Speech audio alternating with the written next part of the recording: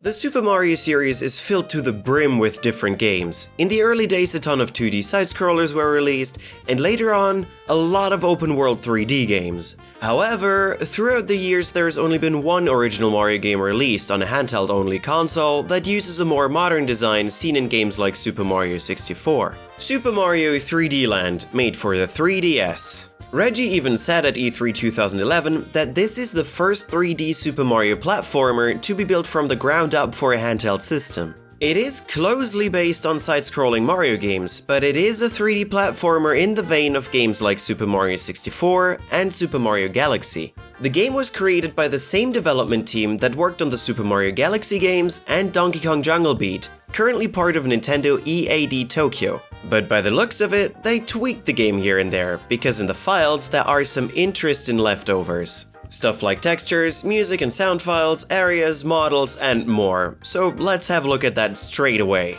First up, some weird sound effects that aren't used in the game at all, like this one, of our dinosaur companion. In the files, the sound effect of Yoshi when he pops out of an egg or is mounted in Super Mario World and subsequent games is found. However, he doesn't appear in the game at all, despite being featured in the previous 3D Mario game. So why is this even in the game files then? Well, there is actually an explanation for it. In the 2011 demo version, this was one of the sounds heard when Mario jumped on a note block. However, the note block sounds were redone for the final game, and so the Yoshi sound effect was dumped. The Magikoopas Laugh is also found in the files.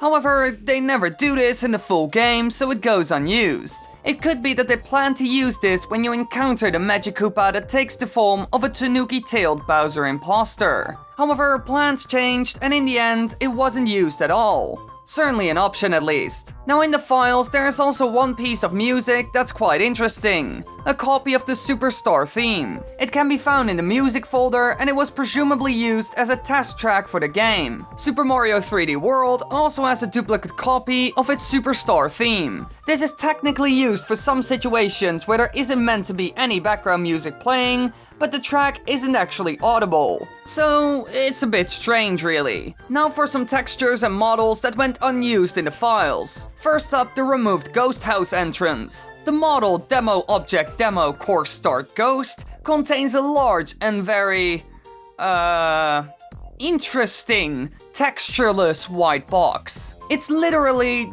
just a box and nothing else. The prefix demo indicates that it was to be used in a cutscene. Specifically, the other models with names starting with this are used for the scenery when a player starts a castle or airship stage. This indicates that ghost houses were going to have intro scenes like in Super Mario World. In the final version, they use a normal stage intro screen with sounds of a slamming door and a laughing boo. Also, unlike the used entrance cutscene objects, it isn't listed as to be loaded by the resource category table. So clearly a concept that did some work on, didn't finish, eventually scrapped, and replaced by a simpler effect, sadly enough. Now another weird little thing is the flop hopper. Now, I'm not talking about the enemy itself, although they do look like an alternate version of the Frankenstein monster. Mamma mia! Now if we have a look at its texture, we can spot a little line below its eye that is not mapped to any part of the model. It's a thin strip of red and orange, similar to what is used on its plunger-like feet, with a darker bit at the right end. Usually, this wouldn't be very notable. The interesting part here, however,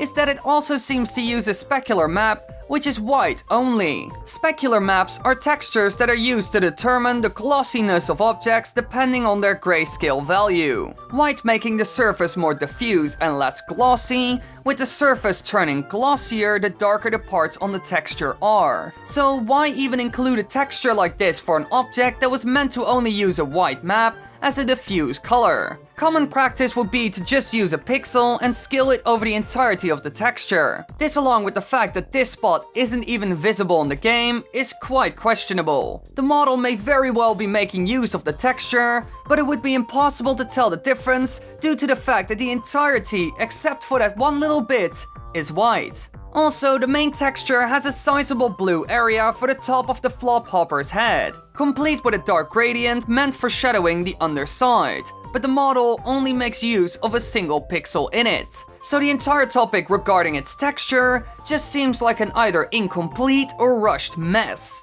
Clearly, the coloring and the choices for that were all over the place. Now, in the world itself are also all kinds of hidden secrets that weren't supposed to be seen by players. Stuff that's out of bounds. The stage Special 6-3 contains an unreachable area filled with coins that spell out 3D, which is probably a leftover from World 2-2. In that level it was used as a secret and rewards you with bonus coins. However, we have no clue what it's doing here. The two worlds aren't even close to each other. However, because it's found in a separate pipe room, it could be that internally they're closer to each other or linked. Another option could be that they worked on both these areas around the same time. However, we aren't sure about this. Now, another weird thing seen outside of the map is seen in stage Special 8-6. It contains leftover objects from the World 8 Bowser cutscene. There is a wooden peach, some wood shards, and an invisible barrier, and yet again, we have no clue what it's doing here. Now, to finish this video off, we will look at something that almost nobody knows about this game. Its real name. Because Super Mario 3D Land's first name was Red Pepper. According to the BCSAR file name and other data, this was its eternal name as a project. The name is also reflected in the game's two-letter code RE. This is just a fun little fact, but certainly an interesting one. Now, besides all these changes, the game still turned out to be a hit, selling over 11 million copies. However, we are especially sad that the alternate cutscene intro for the ghost houses didn't make it in. But you can't have it all, and we are still extremely happy with the end result. Thank you for watching this week's episode. Also, we're curious what games you'd like to see for casual versus speedrun. We still have plans for the series, but maybe we missed a gem or two, so let us know.